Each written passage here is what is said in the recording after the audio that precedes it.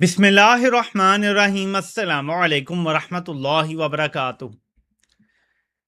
ہر روز پاکستان میں ایسی ڈیولپمنٹس خود سے کریٹ کی جاتی ہیں تاکہ اصل موضوعات پہ بات نہ ہو۔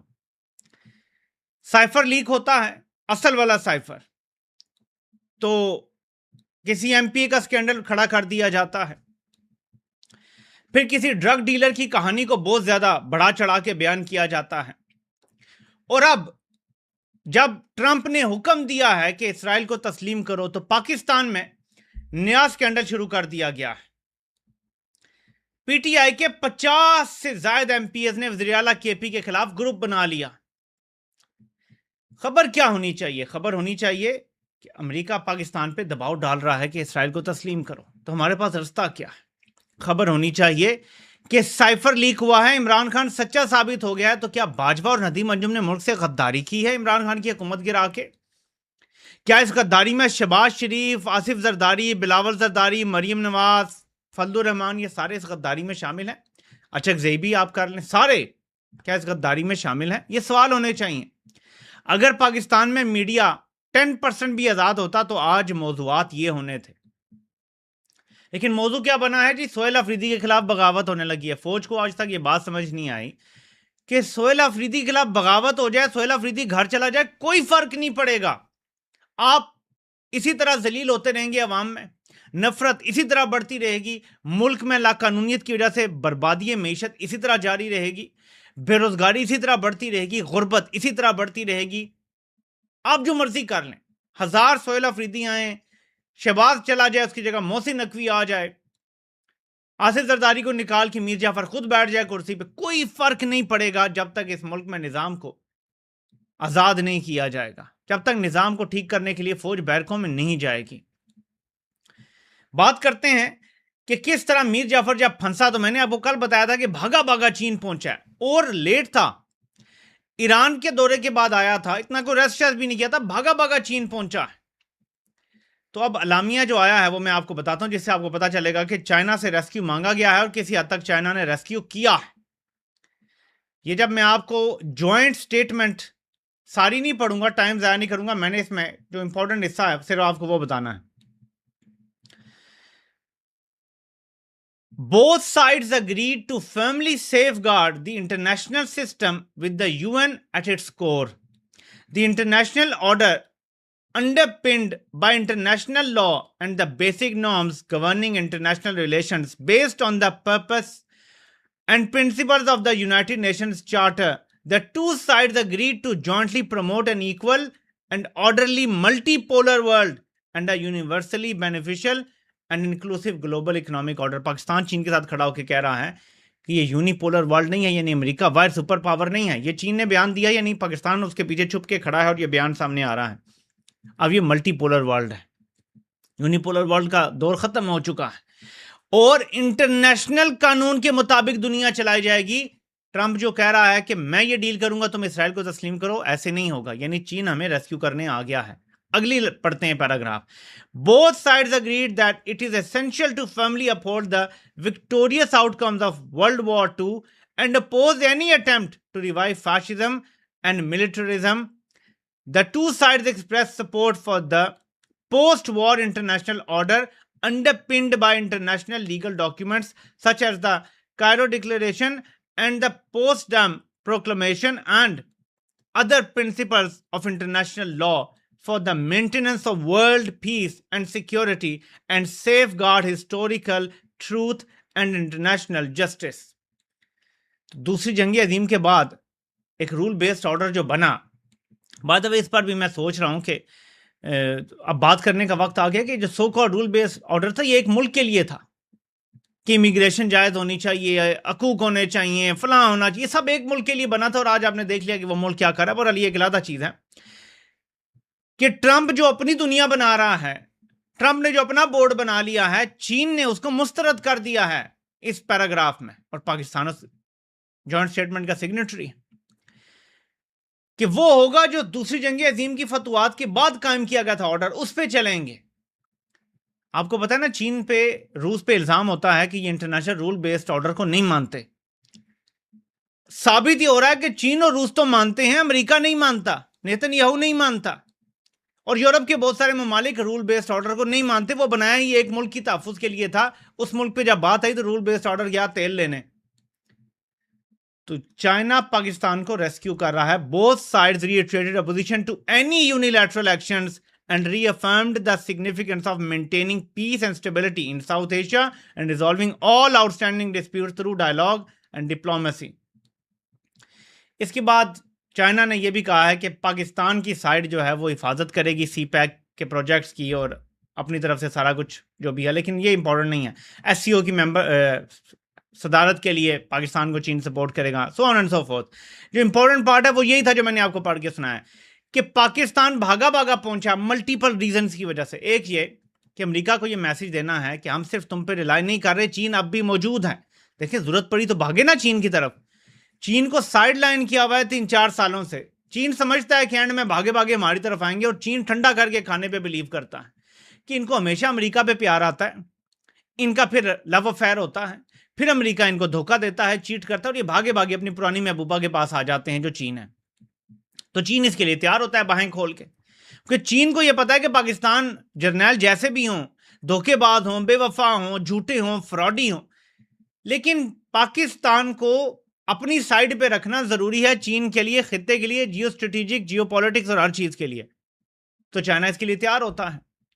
तो चीन ने हमें एक बार फिर कंधा फराहम कर दिया है कि ये यूनिपोलर वर्ल्ड नहीं है कि ट्रंप ऑर्डर करेगा कि साइन करो तो कर दो। अब ये मल्टीपोलर वर्ल्ड है। ये जो खासतौर पे अभी मौजूदा जंग हुई है, इसके बाद अमरीकी जो रोब दबदबा था उसमें बहुत बड़ी कमी आ गई है, और चीन ने इसका इजहार भी कर दिया है पाकिस्तान के साथ खड़े होकर और एक बयान देकर। तो ये इसमें से मैंने कशीद किया है नतीजा, आप खुद पढ़ सकते हैं। मैंने आपको ये दोनों दिखाए, आप पॉज करके वीडियो पूरा पढ़ लें, आपको भी समझ आ जाएगा जो मैं बात कह रहा हूं। ज़ाहिर है कि मैं सारा पढ़ना नहीं चाहता था, वक्त ज्यादा लग जाता। अब आते हैं दूसरी खबर की तरफ। ईरान ने अमेरिकी गरूर खाक में मिला दिया है। एक बार फिर ट्रंप ये पोस्ट करता है, ओबामा की ईरान पॉलिसी थी कि उन्हें पैसा ही पैसा दो, और ट्रंप की पॉलिसी है कि ईरान को तबाह बर्बाद कर दो। आप यहां देख सकते हैं तस्वीर की सूरत में। इसके बाद पता यह चलता है कि एक बार फिर पंगा किया गया है अपना हरमुज के अराउंड। ईरान ने अमेरिकी ड्रोन मार गिराया, अमेरिका ने ईरान की जो स्पीड बोट्स थी उन पे अटैक किया, ईरानी फौज ने सख्त रद्द-ए-अमल दिया, और यह तब हो रहा है जब मुज़ाकरात के फाइनलाइज करने की बातें हो रही हैं। एकदम तेल की कीमतें आलमी मार्केट में 3-4% बढ़ गई, एकदम सिर्फ ये हरकत हुई तो 92-93 पे ब्रेंट आ गया था, फिर 96-97 तक पहुंच गया।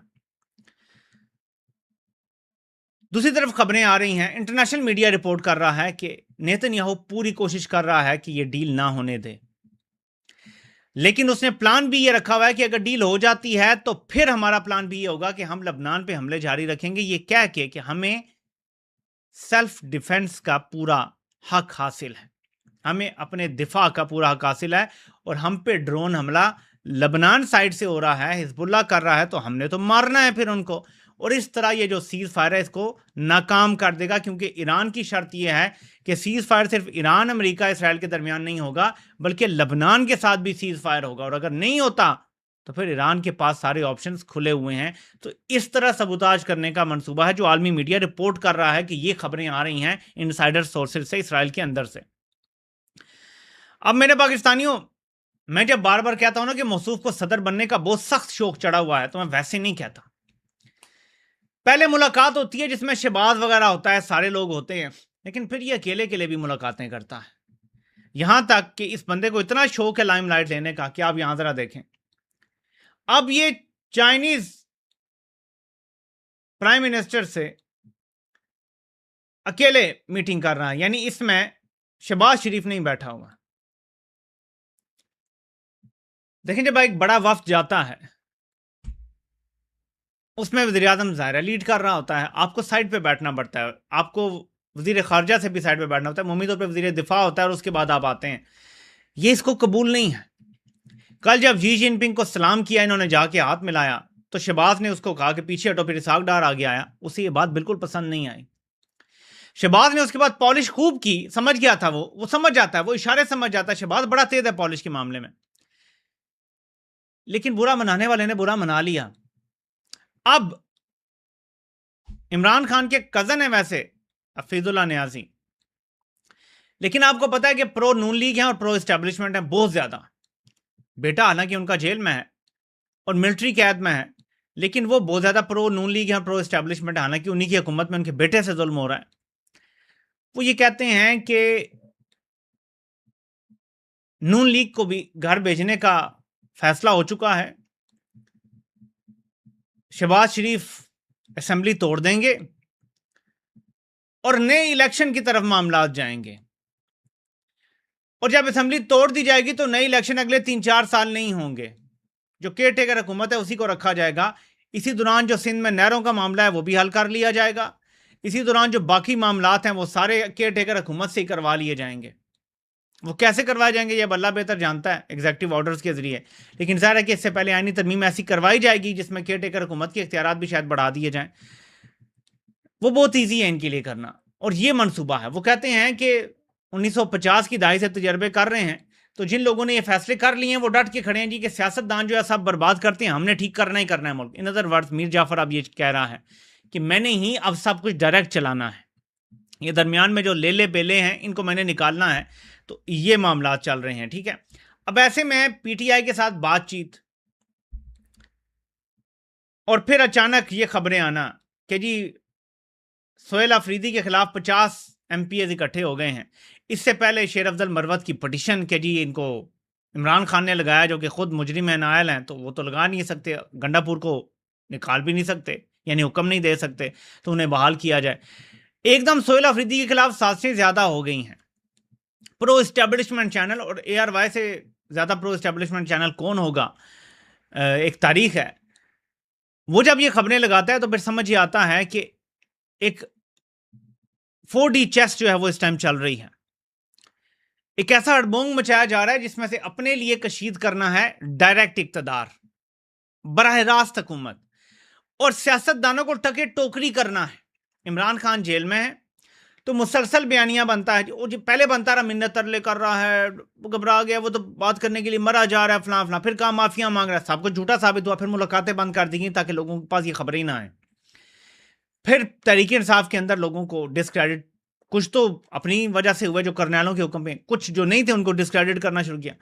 نون لیگ پہلے ڈسکریڈٹ ہو چکی، پیپلز پارٹی پہلے ڈسکریڈٹ ہو چکی، فضل الرحمان ویسی دین فروش ملا، تو کوئی سیاستدان کریڈٹ والا نہیں رہ گیا. تو پھر یہ ڈول ڈالا جا رہا ہے جی کہ سیاستدان سارے برے ہیں اور ہم نے اس چلانا ہے ملک کو، کیونکہ ہم ہی سب سے بڑے خیر خواہ ہیں اس ملک کے.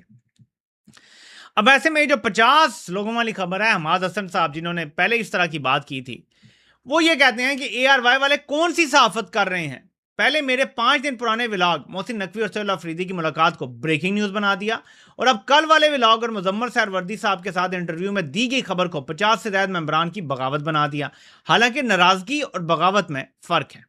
تو ان کا کہنا ہے، جو کہ یہ بھی پرو نون لیگ اور پرو اسٹیبلشمنٹ ہی ہیں، کہ بغاوت نہیں ہو رہی، ہاں ناراضگی کا اظہار کیا ہے کچھ ایم پی ایس نے. اب وہ ناراضگی کی بنیاد کیا ہے، وجہ کیا ہے، ظاہر ہے کہ یہ تو اگر یہ واقعی سچ ہے تو وہ کچھ اور ہو سکتی ہے. خیبر پختونخوا کی حکومت کو ڈسکریڈٹ کرنا انتہائی ضروری ہے. گنڈا پور نے اس میں پورا کردار ادا کیا. سہیل آفریدی کے اس رویے نے کہ جو انہیں ٹاسک ملا تھا وہ انہوں نے اس طرح سے نہیں کیا، عوام کو جو موبلائز کرنا تھا وہ نہیں کیا، اس کی وجہ سے بھی بڑا نقصان پہنچا ہے کے پی گورنمنٹ کو.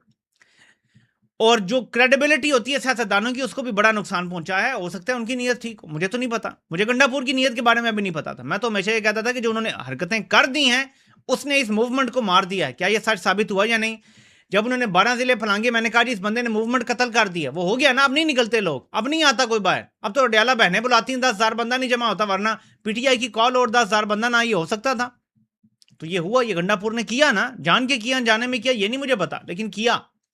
26 نومبر کے بعد لوگ لاشیں پڑی ہوئی ہیں اور اس کو لوگوں کو بیار و مددگار چھوڑ کے، اور اس کے بعد بات بھی نہیں کی، اس کے اوپر کوئی سٹینڈ نہیں لیا گیا پارٹی کی طرف سے. تو ان ساری چیزوں نے بہت ساری خرابیاں پیدا کی ہیں. لیکن اس وقت اصل مدعا جو ہے وہ اس پہ واپس آئیں. سائفر لیک ہو چکا، فوج بے نقاب ہو چکی، غداری پکڑی جا چکی، ٹھیک ہے، جرنیلوں کی غداری پہ مورد تصدیق سب تو ہو چکی.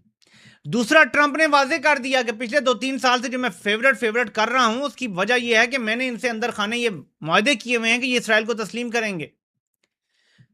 ہاں یہ ہو سکتا ہے کہ وقتی طور پہ پاکستان کو، جیسے میں نے کل آپ کو بتایا، کہ تھوڑا سا پاس دیا گیا ہو کہ جی آپ تو ابھی بہت غیر مقبول ہیں، بڑے مشکل حالات ہیں، جنگ جاری ہے، یہاں پہ لوگ نکل آئیں گے سڑکوں پہ ایران جنگ کی وجہ سے، کیونکہ انہوں نے یہ کہا ہوگا دیکھیں امریکن ایمبیسی پہ حملہ ہو گیا تھا. تو اچھا پتہ ہے مدعا کس پہ ڈالیں گے؟ جی شیعہ پاپولیشن ہماری بہت بڑی ہے، آپ نے دیکھا ہے پہلے امریکی ایمبیسی پہ حملہ ہو گیا تھا، تو اگر ہم نے ابھی تسلیم کیا تو وہ جو پرو ایران لوگ پاکستان میں رہتے ہیں وہ تو ہمارا جینا آرام کر دیں گے. پھر کچھ دیوبندی ملاؤں سے بھی ملیں گے جو کمپنی کے ہیں، اور ان سے بھی اس طرح کے بیانات پھر دلوائے جائیں گے کہ جی ایسی کی تیسی کر دے سا اگر انہوں نے نہیں تسلیم کرنا. لیکن ابھی اس تک نوبت نہیں، ابھی تو چین ان کے دفاع میں کھڑا ہو گیا، کیونکہ چین کو یہ نظر آ گیا کہ ایک چنک ان دا آرمر ہے. امریکہ اور پاکستان جو بہت زیادہ شیر و شکر ہوئے ہوئے ہیں اس کے درمیان مجھے گھسنے کا دوبارہ موقع مل رہا ہے، تو چین تو ظاہر موقع ضائع نہیں کرتا. چین art of fighting without fighting پہ بلیو کرتا ہے. چین کو یہ لگتا ہے کہ بات چیت سے اگر لوگوں کو قائل کر لیا جاتا ہے، لوگوں کو اپنے ساتھ ملایا جا سکتا ہے، تو کسی کو مارنے کی ضرورت نہیں ہے. اور پاکستان تو ہے ماڑا سا ملک، ادھر چین اپنا پیسہ نکال لے یا سعودی عرب نکال لے تو ہم دیوالیہ ہو جاتے ہیں. 2 ممالک ہیں جنہوں نے ہمیں کھڑا رکھا ہوا ہے، چین اور سعودی عرب. سعودی عرب بھی نہیں مان رہا فی الحال اسرائیل کو تسلیم کرنے پہ، کیونکہ انہوں نے بھی کچھ شرائط رکھی ہیں. اور اس کے پیچھے جو اصل لاجک مجھے نظر آ رہا ہے، ایک اسرائیلی اخبار جو ہے جیروسلم پوسٹ، وہ یہ کہتا ہے کہ محمد بن سلمان نے، اب یہ دیکھیں ذرا کیسی خبریں چلوا رہے ہیں، کہ محمد بن سلمان نے کہا ہے کہ میں تو اسرائیل کو تسلیم کرنے کے لیے تیار ہوں، لیکن میرے والد اجازت نہیں دے رہے، اور کنگ تو وہی ہیں، ڈکری تو انہی کی چلے گی، وہ نہیں مانتے. ٹھیک ہے، اب ظاہر ہے کہ یہ ایک ایکسکیوز بنایا ہے انہوں نے فی الحال حالات میں. جو مجھے وجہ سمجھ آ رہی ہے وہ یہ ہے کہ آپ کو یاد ہوگا ٹرمپ نے اسی ایران جنگ کے دوران کہا تھا محمد بن سلمان کے بارے میں کہ وہ میرے تلوے چاٹ رہا ہے. اس نے سوچا بھی نہیں ہوگا کہ وہ میرے تلوے چاٹے گا، لیکن وہ میرے تلوے چاٹ رہا ہے. یہ بات محمد بن سلمان کو میں نے آپ کو اسی ٹائم بتایا تھا بہت بری لگی. اس کے بعد بڑا تگڑا رد عمل آیا تھا. اب جب ٹرمپ کوئی بات کرتا ہے نا تو سعودی عرب کا جو تگڑا رد عمل آ رہا ہے اس کے پیچھے بھی یہ ہے کہ تم نے میری بے عزتی کی تھی تو میں تمہیں اپنی طاقت دکھاتا ہوں اب کتنی ہے. میں تمہیں بتاتا ہوں کہ کون کس کے تلوے چاٹے گا، اور پھر محمد بن سلمان تلوے چٹوائے گا ٹرمپ سے. اگر اسرائیل کو تسلیم کرنے کی نوبت آتی ہے تو پہلے ٹرمپ تلوے چاٹے گا، اس کے بعد کچھ ہوگا، اور پھر پبلکلی تسلیم کرے گا کہ وہ بڑا گریٹ لیڈر ہے، وہ بڑا گریٹ ولی عہد ہے. اس کے بعد آگے کوئی بات چلے گی. یہ میرا تجزیہ ہے سلاد کے بارے میں، کیونکہ اونٹ کے بارے میں جس طرح ہے نا کہ وہ اپنا بدلہ لیتا ہے، اسی طرح عرب بھی اسی طرح اپنا بدلہ ذرا ٹھنڈا کر کے، لیکن لیتے ضرور ہیں. تو اس ٹائم جو حالات ہیں میرے پاکستانیوں، پاکستان کے اندر بھی وہ تباہی ہے، بربادی ہے. کہا یہ جا رہا ہے کہ یہ بجٹ جو ہے یہ آخری بجٹ ہوگا، اور اورنگزیب صاحب کا پتہ نہیں یہ بات کہاں تک خبر سچ ہے، رومر تھی اڑائے جا رہے ہیں کہ یہ آخری بجٹ ہو سکتا ہے، اور اس کے بعد نیا وزیر خزانہ ہوگا. اب وزیر خزانہ نے کیا کرنا ہے؟ ملک چلا رہا ہے میر جعفر. کبھی وزیر خزانہ تبدیل کریں گے، کبھی وزیر داخلہ تبدیل کریں گے، کبھی کیا، کوئی فرق نہیں پڑے گا. نئے جج لے آؤ، کوئی فرق نہیں پڑے گا. جب تک آئین اور قانون کے ساتھ جو کھلواڑ کر دیا گیا ہے 26ویں 27ویں ترمیم میں یہ ریورس نہیں ہوتا، اب یہ ملک گورنبل نہیں ہے. پہلے بھی نہیں تھا، اب تو بالکل ہی برباد کر دیا ہے. فورن ڈائریکٹ انویسٹمنٹ پاکستان میں نہیں آنے والی.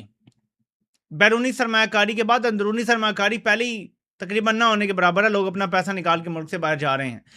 ایسی اسٹیٹ بنا دی گئی ہے ہارڈ اسٹیٹ کے نام پہ کہ ہر بندہ ڈرا بیٹھا ہے، اور ڈر میں کبھی بزنس نہیں ہوتا. سو ان کے لیے ہر طرف بری خبریں ہیں. ٹرمپ بھی فیورٹ کہہ رہا ہے، اگر آپ نے کورا جواب دے دیا نا اسرائیل کے معاملے پہ تو یہ فیورٹنس بھی ختم ہو جائے گی. اور پھر ایک IMF نے آپ پہ اعتراض اٹھانا ہے کہ یہ والا آپ نے جو اشاریہ ہے نا یہ پورا نہیں کیا، اور آپ کو پیسہ نہیں ملنا، اور ایک دم دڑام سے سب گر جانا ہے. ٹرمپ سب کچھ اپنے کنٹرول میں رکھتا ہے، تعریفیں ویسے نہیں کرتا. یہ امریکہ کی اسٹیبلشمنٹ کا ایک پرانا طریقہ کار ہے. اور میں نے آپ کو بتایا تھا کہ جو شخص صرف امریکہ کی مدد سے اقتدار میں بیٹھا ہے وہ کتنا کمپرومائز ہوگا. فوج کو بطور ادارہ بھی سوچنا چاہیے. کل وہ اس سے کچھ بھی منوا سکتے ہیں، کیونکہ یہ صرف ان کی طاقت سے بیٹھا ہے، عوام کی طاقت تو نہیں ہے. آئین قانون اس کے پیچھے نہیں کھڑا، بلکہ عوامی طاقت تو دور، نفرت ہے عوام کی. تو پھر یہ کمپرومائزڈ ہے نا. یہ پاکستان کا کمپرومائز ترین سربراہ ہے. سربراہی کہوں گا شہباز تو اردلی ہے. کمپرومائز ترین، آج تک تاریخ میں اتنا کوئی کمپرومائز نہیں ہوا. یہ پاکستان کے لیے نیشنل سیکورٹی رسک ہے. میں بار بار اس طرف توجہ دلاتا ہوں. بہرحال جو بھی ڈیولپمنٹس ہو رہی ہیں چین کے حوالے سے بھی، امریکہ ایران کے حوالے سے بھی بات چیت کے، انشاءاللہ نیکسٹ اپڈیٹ کے ساتھ پاکستان ٹائم رات 11 بجے آپ سے ملاقات ہوتی ہے. آپ سب کو حج مبارک. اللہ پاک آپ سب کا حامی و ناصر ہو. آپ سب کے سننے کا بہت بہت شکریہ.